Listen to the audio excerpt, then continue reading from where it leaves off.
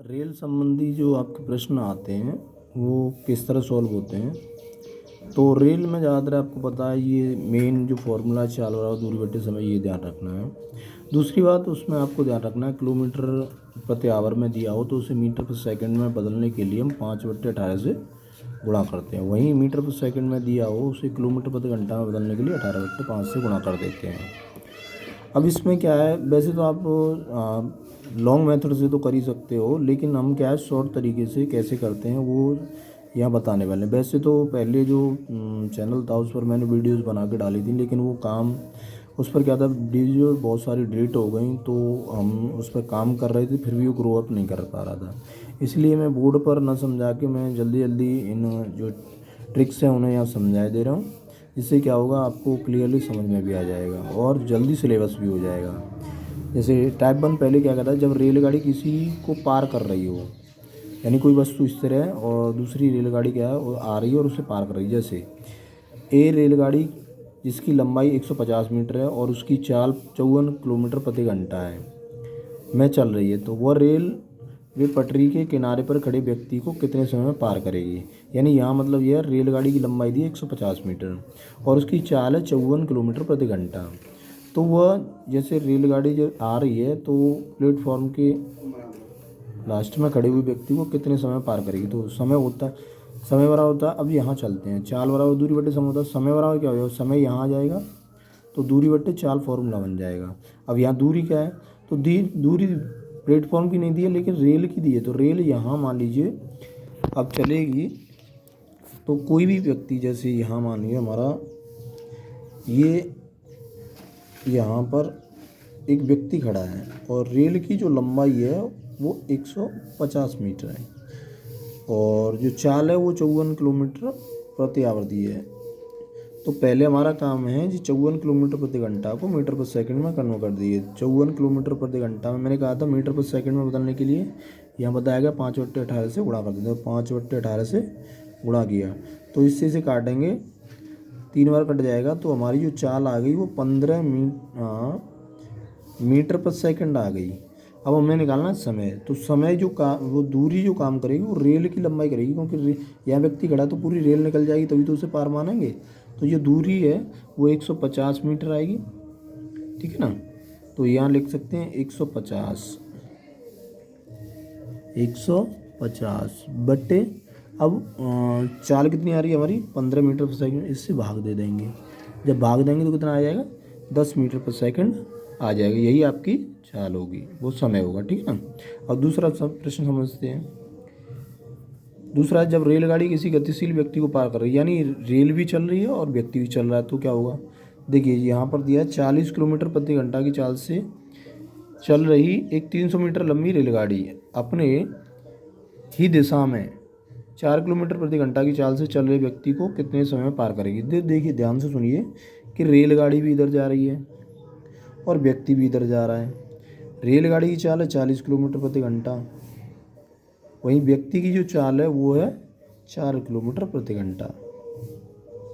तो कितने समय में पार कर जाएगी, तो जब एक ही दिशा में चल रही हो रेलगाड़ी और कोई भी व्यक्ति, तो इसे कहते हैं सापेक्ष चाल। ये क्या होगा, इसमें से जो गाड़ी की चाल में से व्यक्ति की चाल घट जाएगी। तो हमें ऐसा नहीं है इनको दोनों को अलग अलग है 40 और 4 को, हम क्या करेंगे उसी दिशा में जाते हैं तो वो चाल घट जाती है, यानी रेल की चाल में से व्यक्ति की चाल घट जाएगी, तो 36 किलोमीटर प्रति घंटा आ गया, ठीक है ना।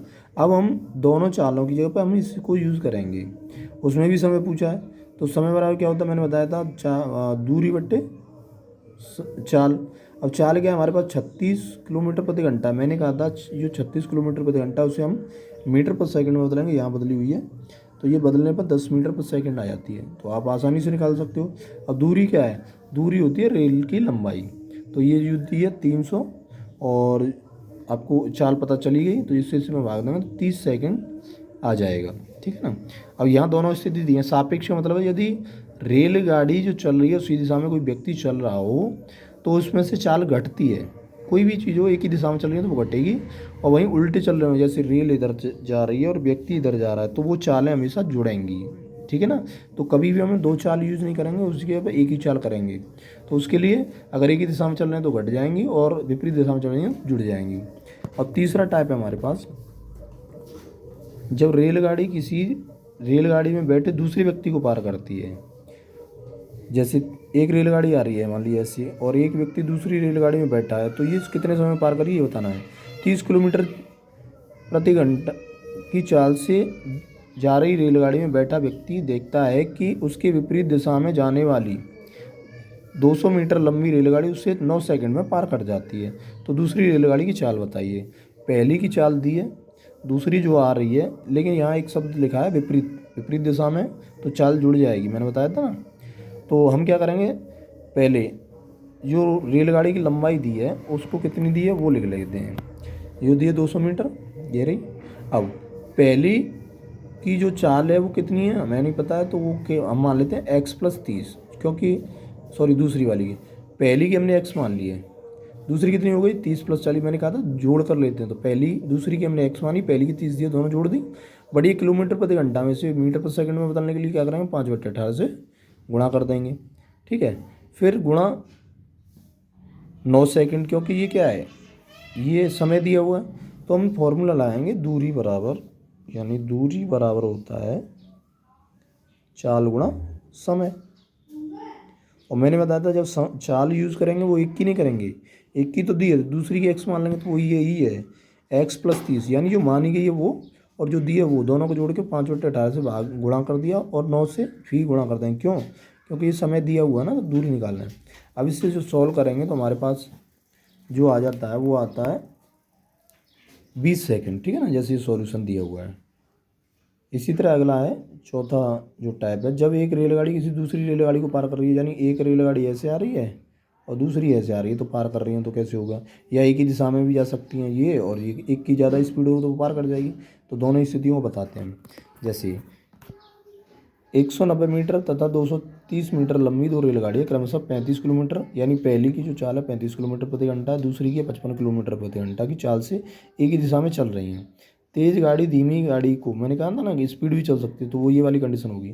तेज़ गाड़ी धीमी गाड़ी को कितने समय में पार करेगी, सापेक्ष चाल। मैंने कहा था जब एक ही दिशा में चल रही है तो चाल हमेशा घटा के लेते हैं, विपरीत में चलती हैं ऐसे करके आती हैं तो जुड़ जाती। तो हमने वही किया, पहली गाड़ी की चाल है 35, दूसरी की 55, तो बड़ी में से छोटी घटाए तो 20 किलोमीटर प्रति घंटा आ गया। और हमने कहा था कि किलोमीटर प्रति घंटा में यूज़ न करके किस में करते हैं, मीटर पर सेकंड में। तो इसे कन्वर्ट किया 5/18 से भाग देने पर, तो हमारे पास जो 5/18 से भाग देंगे तो कटेगा नहीं, तो ऐसी कंडीशन में रख लेंगे तो समय बराबर हो जाएगा। अब चाल की दूरी कितनी है, दोनों ट्रेनों की लंबाई जुड़ जाएगी, जुड़ गई। और चाल कितनी है, ये वाली चाल ले लेंगे हम, ये 20 गुणा 5/18, इससे भाग दिया तो 75.6 मीटर पर सेकंड। ठीक है ना। अभी हमने 4 टाइप कराएं, बाकी कंप्लीट सिलेबस कराने के लिए हमारे चैनल को सब्सक्राइब करें। हम पूरे सिलेबस को कंप्लीट कराएंगे और ट्रिक के माध्यम से कराएंगे। धन्यवाद।